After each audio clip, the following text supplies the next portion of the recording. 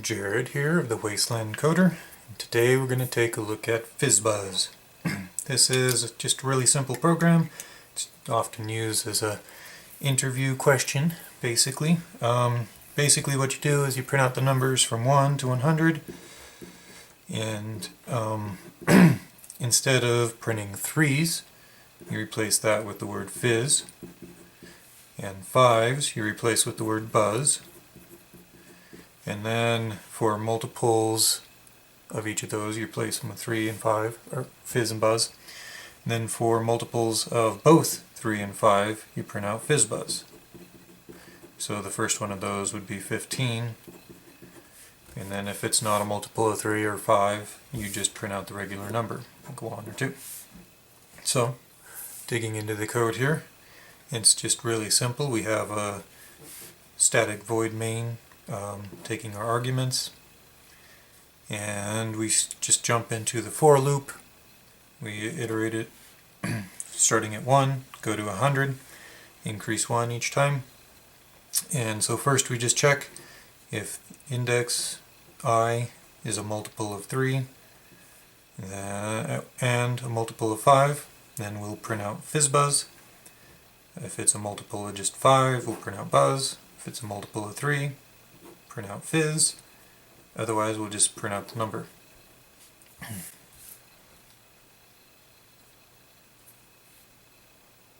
Now right off the bat we can see that there is some duplication in this code. For instance, we have the divisible by 3s and 5s duplicated a couple of times. We're printing out a couple of times, and we're duplicating fizz and buzz. So there is some cleanup we could do in here. So for example, instead of asking is divisible by for each time, we could perhaps write a new method like is fizz, and we can pass in an integer of the index, or number maybe. Number would probably make more sense here. And we can simply return number divisible by 3. This could be a public static boolean. And then we can do another one for buzz.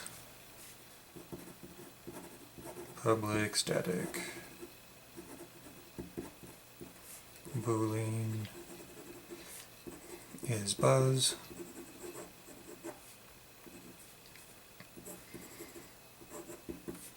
Taking our number,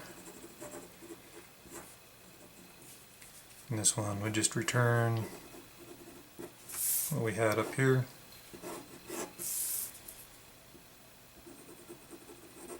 Number divisible by 5 equals 0. And then that would allow us to replace this and this with just if is fizz and is buzz, and then this one with just is buzz, this one with is fizz,